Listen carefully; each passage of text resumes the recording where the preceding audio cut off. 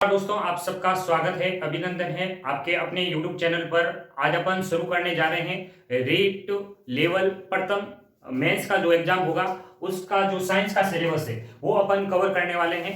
तो अपन सबसे पहले बात करते हैं सिलेबस की। तो देखिए, बायोलॉजी के अंदर 3 चैप्टर है और 3 चैप्टर केमिस्ट्री में और 3 ही चैप्टर है फिजिक्स के। इन 9 चैप्टर में से आपके 5 क्वेश्चन आने वाले हैं और 5 क्वेश्चन ये 10 नंबर के होंगे और ये सारा सिलेबस अपन 12 से 15 घंटे के अंदर कंप्लीट कर लेने वाले हैं। और इस पूरे सिलेबस के अंदर यानी जो जितने भी क्वेश्चन आने वाले हैं उसी के अंदर से आपको 99.99% आपको इसी सिलेबस के अंदर से आपको मिल जाएंगे, इसी मैटर के अंदर से आपको सारे क्वेश्चन मिल जाएंगे। तो अपन बात करते हैं सबसे पहले सेल की यानी साइटोलॉजी की। सबसे पहले अपन बात करेंगे सेल यानी कोशिका की।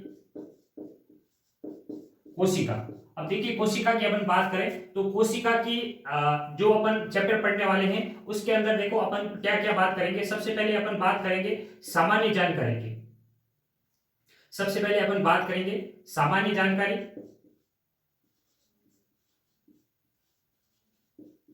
यानी कोशिका की जो सामान्य जानकारियां हैं उनकी। फिर अपन बात करेंगे कोशिका के प्रकार की यानी टाइप ऑफ सेल, कोशिका के प्रकार, कोशिका के प्रकार की, जिसके अंदर अपन 2 प्रकार पढ़ने वाले हैं।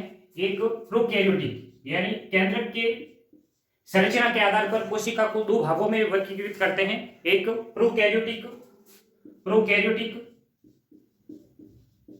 प्रोकैरियोटिक सेल और यूकैरियोटिक सेल, यूकैरियोटिक सेल।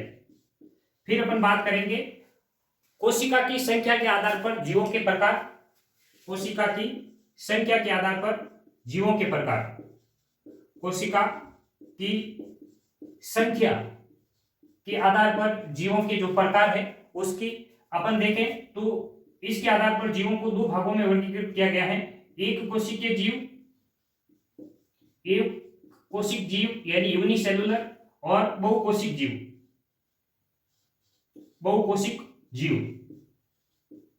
यानी मल्टीसेलुलर। फिर अपन बात करेंगे कोशिका के अवयवों की यानी कंपोनेंट ऑफ सेल, कोशिका के अवयव, कोशिका के अवयव। फिर अपन बात करेंगे कोशिका विभाजन के, कोशिका विभाजन यानी सेल डिवाइडेशन। इन टॉपिक पर अपन बात करेंगे तो अपना जो सेल यानी साइटोलॉजी का जो टॉपिक है वो कंप्लीट हो जाएगा। अपन सबसे पहले बात करते हैं कोशिका की जो सामान्य जानकारी है उसके बारे में। तो देखिए कोशिका की जो सामान्य जानकारी है उसके अंदर अपन को क्या क्या पढ़ना है। तो देखिए सबसे पहले अपन बात करते हैं कोशिका की सामान्य जानकारी, जनरल इंफॉर्मेशन ऑफ सेल। तो अपन सबसे पहले क्वेश्चन बनता है कि कोशिका के अध्ययन यानी स्टडी को क्या कहा जाता है। तो अपन को ध्यान में रखना है साइटोलॉजी, साइटोलॉजी जिसे अपन बोलते हैं कोशिका का अध्ययन, कोशिका का अध्ययन, कोशिका का अध्ययन क्या कहलाता है, साइटोलॉजी। कोशिका का अध्ययन साइटोलॉजी कहलाता है। उसके बाद यदि अपन बात करें सामान्य जानकारी तो अपन को ध्यान में रखना है सबसे बड़ी कोशिका, सबसे बड़ी कोशिका, ओवरऑल जो सबसे बड़ी कोशिका है, बड़ी सेल कोशिका। तो सबसे बड़ी जो कोशिका है वह है शुतुरमुर्ग का अंडा, शुतुरमुर्ग का अंडा जो ओवरऑल जो सेल है और उसमें सबसे बड़ी जो सेल है वो है शुतुरमुर्ग का अंडा। और इसके साइज की अपन बात करें तो इसकी जो साइज होती है वह होती है about 6 inch, about 6 inch with cover, यानी जो उसका कवच होता है विथ कवच, कवच के आधार पर अपन देखें तो 6 इंच विथ कवच इसकी जो साइज है वो होती है। और विदाउट कवच देखें तो ये लगभग होती है 3 इंच, विदाउट कवच यानी कवच के बिना, विदाउट के कवच अपन देखें तो इसकी जो साइज होगी वो 3 इंच के लगभग होगी। यानी सबसे बड़ी जो कोशिका है वह है शुतुरमुर्ग का अंडा, जो अपन को पता है, लेकिन अपन को साथ में ध्यान रखना है कि जो सबसे बड़ी कोशिका है उसकी साइज क्या है। तो कवच के समेत तो ये होती है लगभग 6 इंच, और बिना कवच के इसकी जो साइज है वो होती है 3 इंच। फिर अपन बात करें सबसे छोटी कोशिका की, सबसे छोटी कोशिका, छोटी कोशिका या सेल, तो अपन बात करते हैं सबसे छोटी कोशिका की, तो माइकोप्लाज्मा, माइकोप्लाज्मा यानी पीपीएलओ, यह सबसे छोटी कोशिका होती है, PPLO, pleuro pneumonia like organelles, जिसे अपन सबसे छोटी कोशिका कहते हैं। और इसकी अपन साइज की बात करें तो सबसे छोटी जो कोशिका होती है उसकी साइज की अपन बात करें तो जनरली जो बुक में दे रखा होता है वह दे रखा होता है 0.1 माइक्रोमीटर इसकी साइज होती है, जबकि एनसीईआरटी की अपन बात करें तो 0.3 माइक्रोमीटर इसकी साइज दे रखी है अकॉर्डिंग टू एनसीईआरटी के अनुसार। फिर देखें अपन बात करें सबसे लंबी कोशिका, यानी लेंथ के आधार पर अपन देखें सबसे लंबी सेल या सबसे लंबी कोशिका की बात करें तो सबसे लंबी कोशिका होती है अपने न्यूरॉन, जो मानव की तंत्रिका कोशिका होती है वह सबसे लंबी कोशिका होती है। और इसकी लेंथ की यानी लंबाई की अपन बात करें तो इसकी लेंथ लगभग होती है 90 सेंटीमीटर टू 1 मीटर तक इसकी लेंथ होती है, 90 सेंटीमीटर टू 1 मीटर इसकी लेंथ हो जाएगी। फिर अपन बात करते हैं मानव के अंदर जो सबसे बड़ी कोशिका है और सबसे छोटी कोशिका है मानव की। तो सबसे बड़ी कोशिका की अपन बात करें मानव के अंदर तो ओवम यानी अंडाणु, यह सबसे बड़ी कोशिका है। और सबसे छोटी कोशिका, सबसे छोटी सेल वह है शुक्राणु, यानी इस पर, और सबसे बड़ी कोशिका हो जाएगी ओवम। ये सामान्य जानकारी के अंदर अपन को कोशिका के अंदर ये बातें अपन को ध्यान रखनी है। सबसे बड़ी सेल जो अपन को सबको पता होती है शुतुरमुर्ग का अंडा, लेकिन अपन को साथ में क्या ध्यान रखनी है इसकी साइज। सबसे छोटी कोशिका माइकोप्लाज्मा, और इसकी साथ में अपन को क्या ध्यान रखनी है साइज। और सबसे लंबी कोशिका क्या हो जाएगी न्यूरॉन, और इसकी लंबाई है 90 सेंटीमीटर टू 1 मीटर एक न्यूरॉन की जो लेंथ होती है। फिर अपन बात करें कोशिका की खोज की, तो कोशिका की खोज करने वाला व्यक्ति कौन था, रॉबर्ट हुक, जिसने सर्वप्रथम कोशिका को देखा था। लेकिन वह वास्तविक कोशिका ना होकर के एक मृत कोशिका थी, और वह कोशिका भी नहीं थी, यानी वो सेल वॉल को उसने देखा था। लेकिन फिर भी जो कोशिका का खोज का श्रेय है वो अपन किसको देते हैं, रॉबर्ट हुक को। अपन बात करेंगे खोज की, तो खोज जो कोशिका की खोज है वो की है रॉबर्ट हुक ने। रॉबर्ट हुक नामक वैज्ञानिक ने यह 1665 के अंदर कोशिका की खोज की, और यह कोशिका रॉबर्ट हुक ने कोरक के अंदर सबसे पहले देखी थी। और इन्होंने एक पुस्तक लिखी जिसका नाम था माइक्रोग्राफिया, माइक्रोग्राफिया नामक पुस्तक इन्होंने लिखी, और जो कोशिका का अध्ययन किया था उसके अंदर ये सब बातें माइक्रोग्राफिया के अंतर्गत लिखी गई। फिर देखिए एक वास्तविक सेल या जीवित कोशिका की खोज की अपन बात करें, वास्तविक सेल या जीवित कोशिका, जीवित सेल की अपन बात करें तो इसकी खोज एंटोनी वॉन ल्यूवेनहुक नामक वैज्ञानिक ने 1674 के अंतर्गत सबसे पहले देखा था। और इन्होंने आरबीसी, जीवाणु कोशिका और अन्य कोशिकाओं को सबसे पहले देखा था। तो अपना क्वेश्चन बनता है वास्तविक सेल या जीवित कोशिका की खोज किसने की, तो एंटोनी वॉन ल्यूवेनहुक या लोएनहुक ने इसकी खोज की थी 1674 के अंतर्गत। फिर अपन को ध्यान रखना है सेल थ्योरी यानी कोशिका सिद्धांत किसने दिया, तो कोशिका सिद्धांत देने वाला वैज्ञानिक था कोशिका सिद्धांत यानी सेल थ्योरी। कोशिका सिद्धांत दो वैज्ञानिक थे, एक तो था स्लाइडर और एक था स्वान। इन दोनों ने संयुक्त रूप से 1839 के अंदर कोशिका सिद्धांत दिया था और उन्होंने मुख्य मुख्य जो बातें कही थी वो अपन को याद रखनी है। नंबर 1, सभी जीवों का जो निर्माण हुआ है और जो मूलभूत यानी फंडामेंटल जो यूनिट है वो है आपके सेल, यानी जो जीवों की फंडामेंटल यूनिट है वो है कोशिका। जीवों की मूलभूत इकाई किसे कहते हैं अपन? कोशिका को कहते हैं। जीवों की मूलभूत इकाई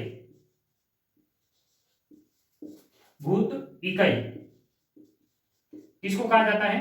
सेल यानी कोशिका को कहा जाता है। और सभी जीवों का यदि अपन निर्माण की बात करें तो सभी जीवों का निर्माण किससे हुआ है? कोशिका से हुआ है। यदि या वो एक कोशिकीय भी हो सकते हैं और वो कोशिकीय भी हो सकते हैं, यानी सभी जीवों का जो निर्माण है वो कोशिका से हुआ है। सभी जीवों का निर्माण किससे हुआ है? सेल यानी कोशिका से हुआ है।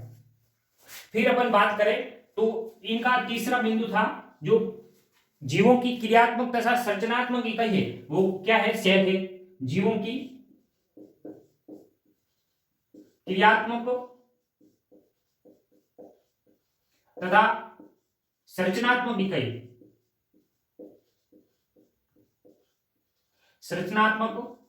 इकाई क्या है? सेल है।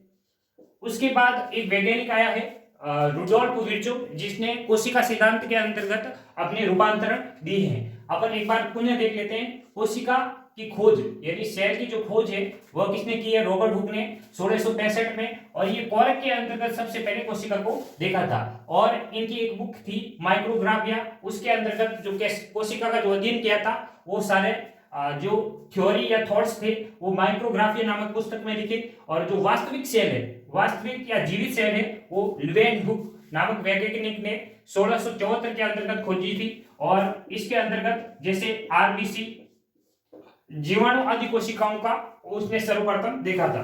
फिर देखिए कोशिका सिद्धांत, स्लाइडन व स्वान नामक वैज्ञानिक ने एक सिद्धांत दिया कोशिका का, वो दिया था आपके 1839 के अंतर्गत। और जीवों की जो फंडामेंटल यूनिट होती हैं या मूलभूत इकाई होती हैं वो कौन होती है? सेल या कोशिका होती हैं। और सभी जीवों के निर्माण किससे हुआ है? सेल यानी कोशिका से हुआ है।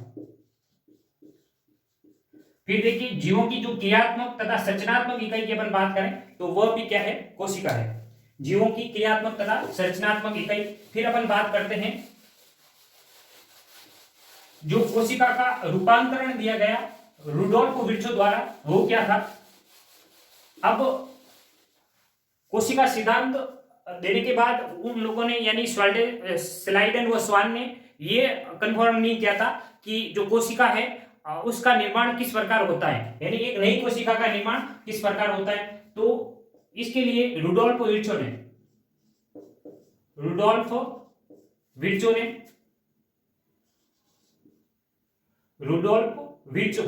नामक एक वैज्ञानिक था जिसने कोशिका सिद्धांत का रूपांतरण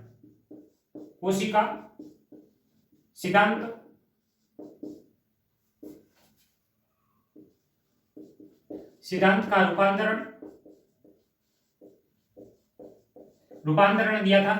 कोशिका सिद्धांत का जो रूपांतरण है वो सबसे पहले जो क्वेश्चन बनता है किसने दिया? रुडोल्फ विर्चो ने दिया। इन्होंने कहा, एक पंक्ति लिखी थी इसके लिए कि ओमनीज सेलुला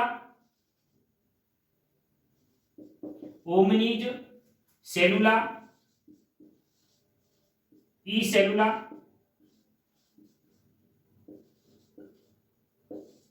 ये रुडोल्फ विर्चो नामक वैज्ञानिक ने ये पंक्ति दी और जिसका अर्थ था यानी अर्थात नई कोशिका का निर्माण, यानी जो नई कोशिका का निर्माण होता है वह पूर्ववर्ती या पुरानी कोशिका के द्वारा होता है। नई कोशिका का निर्माण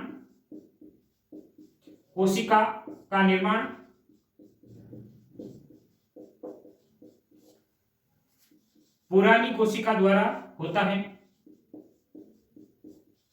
नई कोशिका का निर्माण किसके द्वारा होता है? पूर्ववर्ती या पुरानी कोशिका के द्वारा क्या होता है? नई कोशिका का निर्माण होता है। फिर अपन को बात करनी है कोशिका सिद्धांत के बाद अपन को बात करनी है कोशिका के प्रकार की। तो देखिए कोशिका के प्रकार की अपन बात करें तो कोशिका के दो प्रकार है, और वह है केंद्र की संरचना के आधार पर कोशिका को दो भागों में वर्गीकृत किया गया है। उससे पहले देखिए किसी भी कोशिका को अभिरंजित करने के लिए कुछ अभिरंजक होते हैं, जैसे आयोडीन सॉल्यूशन, एक तो आयोडीन सॉल्यूशन, एक सेफ्रानिन और एक मेथिलीन ब्लू।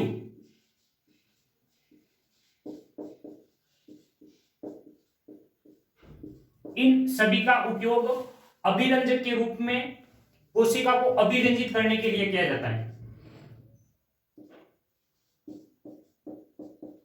अभिरंजित करने के लिए यानी कोशिका का जब अध्ययन किया जाता है तो इनके द्वारा कोशिका को क्या किया जाता है, अभिरंजित किया जाता है। फिर अपन बात करते हैं कोशिका के प्रकार की। नेक्स्ट जो पॉइंट है अपना कोशिका के प्रकार, टाइप ऑफ सेल, कोशिका के प्रकार। अब देखो ये कोशिका के प्रकार किस आधार पर किए गए, वर्गीकृत किया गया है, तो जो केंद्रक की संरचना है, केंद्रक की संरचना के आधार पर वर्गीकरण किया गया है।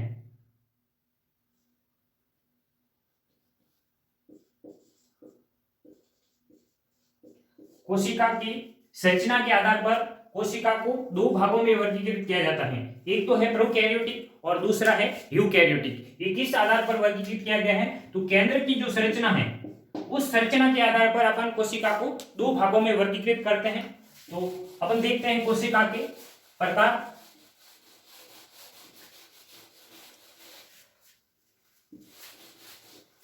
अब देखिए कोशिका, एक तो कोशिका का प्रकार है प्रोकैरियोटिक और दूसरी कोशिका है eukaryotic.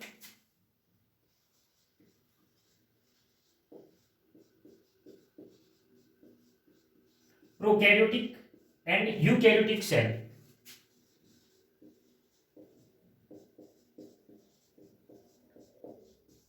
Prokaryotic and eukaryotic cell.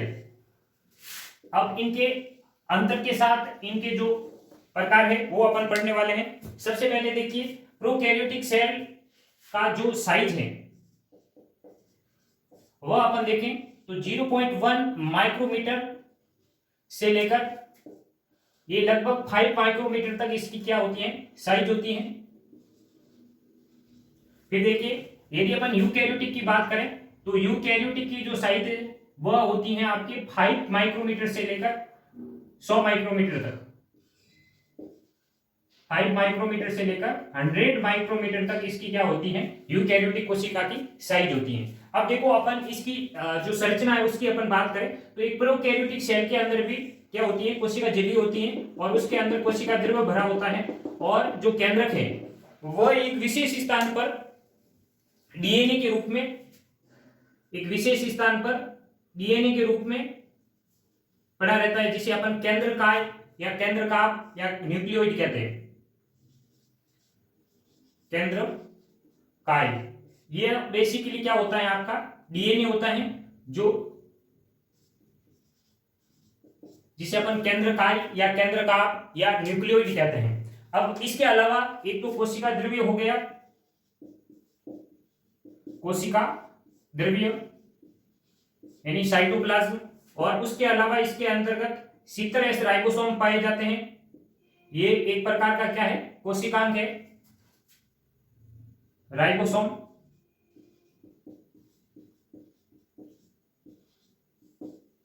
अब देखो 70 राइबोसोम क्या है और 80 राइबोसोम क्या है, इनके बारे में अब अपन जब कोशिकांगों के बारे में पढ़ेंगे तो इनके बारे में अपन विस्तार से अध्ययन करेंगे। अभी अपन को केवल इतना ध्यान रखना है कि प्रोकैरियोटिक जो सेल है उसके अंदर 70 राइबोसोम पाया जाता है, और जो केंद्रक है वह एक डीएनए के रूप में, और वो भी डीएनए कैसा होता है, द्विकुंडलित वो वर्गाकार डीएनए होता है, और इसके साथ हिस्टोन प्रोटीन नहीं पाया जाता है, अर्थात यह डीएनए कैसा है, नग्न डीएनए।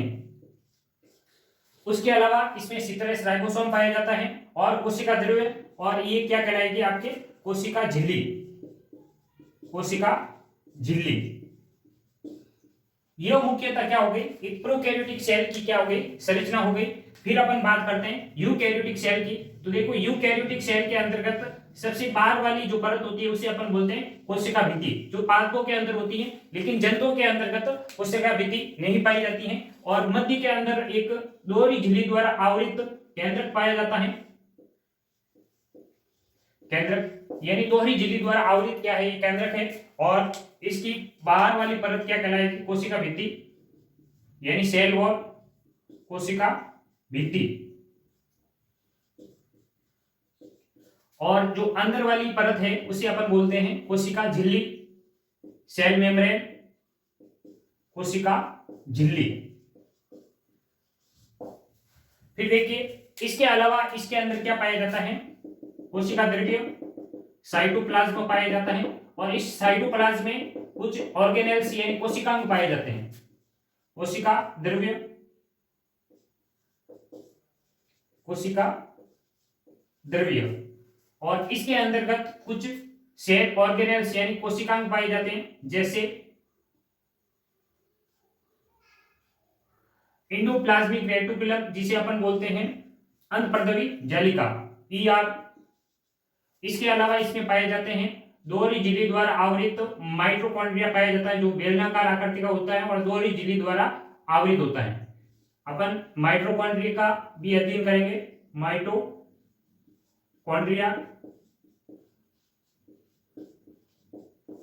अब इसके अलावा इसके अंदर 70 राइबोसोम पाए जाते हैं और 80 राइबोसोम भी पाए जाते हैं,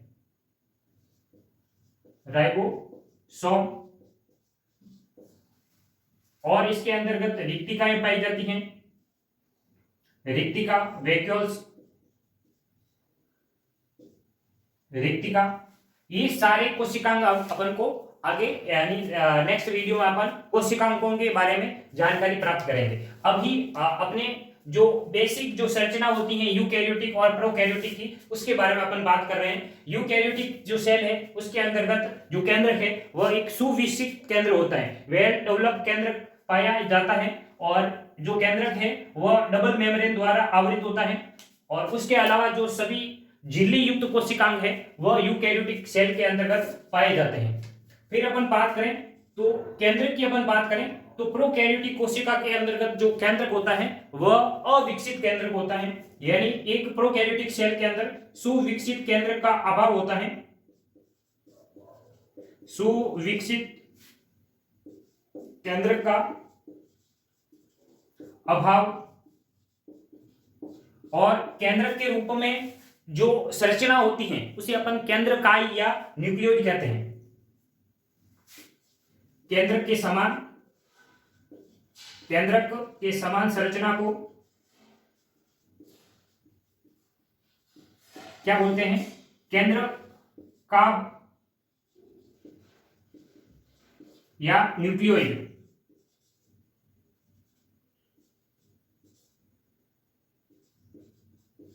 न्यूक्लियोइड कहते हैं।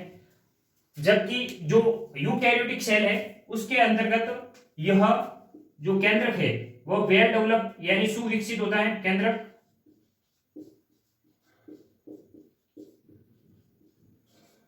सुविकसित होता है। केंद्रक क्या होता है, सुविकसित होता है। और केंद्रक पर दोहरी झिल्ली पाई जाती है, केंद्रक पर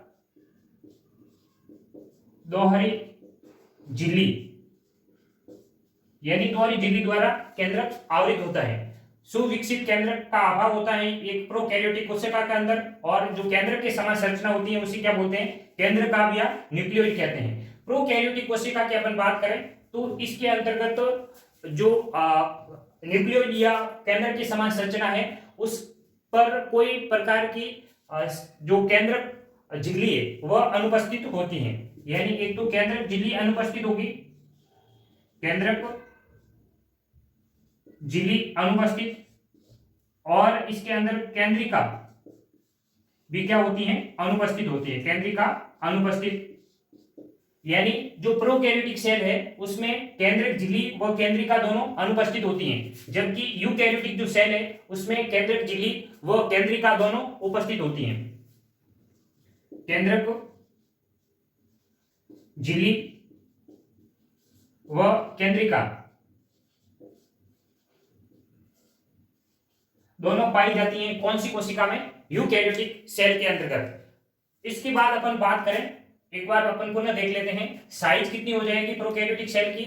तो 0.1 माइक्रोमीटर से 5 माइक्रोमीटर के मध्य इसकी साइज होती है, जबकि यूकैरियोटिक सेल के अंतर्गत 5 माइक्रोमीटर से 100 माइक्रोमीटर के मध्य यूकैरियोटिक सेल की जो साइज होती है। इसकी संरचना अपन देखें तो इसके चारों तरफ क्या पाई जाती है? कोशिका झिल्ली पाई जाती है, उसके मध्य कोशिका ध्रुव उपस्थित होता है, सितरस राइबोसोम पाया जाता है, एक वृत्ताकार दोहरी झिल्ली दोहरी द्विरज्जुक डीएनए उपस्थित होता है, और ये द्विरज्जुक डीएनए हिस्टोन प्रोटीन रहित होने के कारण इसे अपन बोलते हैं नग्न डीएनए पाया जाता है। और यह जो डीएनए होता है वो एक विशेष स्थान पर पाया जाता है, और यही एक केंद्र के स्वरूप का होता है, इसलिए अपन इसे क्या बोलते हैं? केंद्रकाय या केंद्रकाव या न्यूक्लियोइड कहते हैं। यानी जो प्रोकैरियोटिक कोशिका के अंतर्गत जो केंद्र के समान संरचना होती है उसे अपन क्या बोलते हैं? केंद्रकाय या न्यूक्लियोइड कहते हैं। और प्रोकैरियोटिक कोशिका का जो केंद्रक है वह झिल्ली रहित व केंद्रिका उसके अंतर्गत अनुपस्थित होती है। फिर अपन बात करें यूकैरियोटिक की, तो यूकैरियोटिक सेल के अंतर्गत कोशिका झिल्ली, कोशिका भित्ति और केंद्रक दोहरी झिल्ली द्वारा आवृत होता है, और उसके मध्य केंद्रिका उपस्थित होती है, और झिल्ली युक्त जो कोशिकांग है वह यूकैरियोटिक कोशिका में पाई जाते हैं। फिर अपन बात करते हैं नेक्स्ट जो इनके अंतर है उनके बारे में।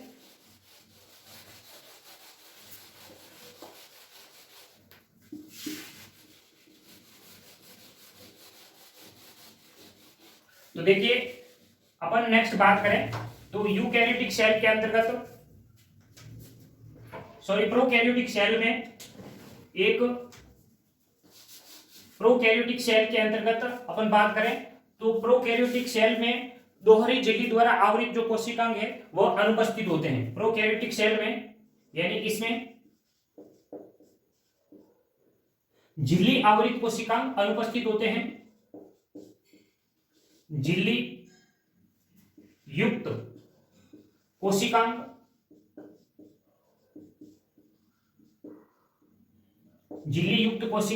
अनुपस्थित होते हैं, जबकि यूकैरियोटिक सेल में झिल्ली युक्त कोशिकांग उपस्थित होते हैं। जितने भी झिल्ली युक्त कोशिकांग है जैसे माइटोकॉन्ड्रिया,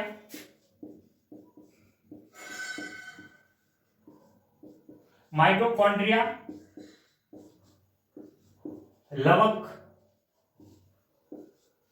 ईआर इंडोप्लाज्मिक रेक्टिकुलम, अनपर्दवी जालिका या जो गोल्जिका है और रिक्टिका, ये सभी प्रोकैरियोटिक कोशिका में क्या होती है? अनुपस्थित होती है, जबकि यूकैरियोटिक कोशिका में पाई जाती है। फिर अपन बात करें प्रोकैरियोटिक सेल के अंतर्गत तो इसमें सितरस राइबोसोम पाया जाता है, सितरस राइबोसोम पाया जाता है, जबकि यूकैरियोटिक सेल की अपन बात करें तो इसमें सितरस राइबोसोम के साथ वह 80S राइबोसोम भी पाया जाता है। ये 80S सितरस राइबोसोम क्या है? जब अपन राइबोसोम पढ़ेंगे तो इन राइबोसोम के टाइप्स के बारे में बात करेंगे। सितरस राइबोसोम दोनों प्रकार पाए जाते हैं। अब देखिए प्रोकैरियोटिक कोशिका की अपन बात करें तो इनमें एकल गुणसूत्र पाया जाता है, एकल गुणसूत्र पाया जाता है, एकल गुणसूत्र पाया जाता है, जबकि जो यूकैरियोटिक सेल है उसमें बहु गुणसूत्र पाए जाते हैं।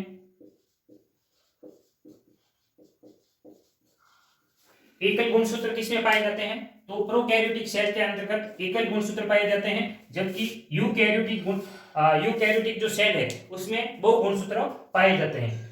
और अपन प्रोकैरियोटिक सेल के बारे में बात करें तो प्रोकैरियोटिक सेल का जो डीएनए है वह नग्न डीएनए होता है, यानी हिस्टोन प्रोटीन रहित डीएनए पाया जाता है। हिस्टोन प्रोटीन रहित डीएनए पाया जाता है, जबकि यूकैरियोटिक सेल के अंतर्गत हिस्टोन युक्त डीएनए पाया जाता है। इसमें हिस्टोन प्रोटीन युक्त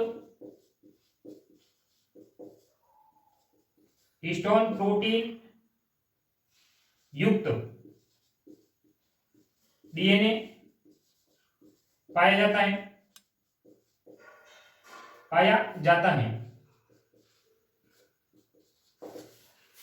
अब अपन कल इसके अलावा जो कोशिका के अवयव है, जैसे कोशिका झिल्ली और कोशिका भित्ति के बारे में अध्ययन करेंगे। इसके अलावा जो कोशिकांग है उन सब के बारे में अपन पढ़ने वाले हैं।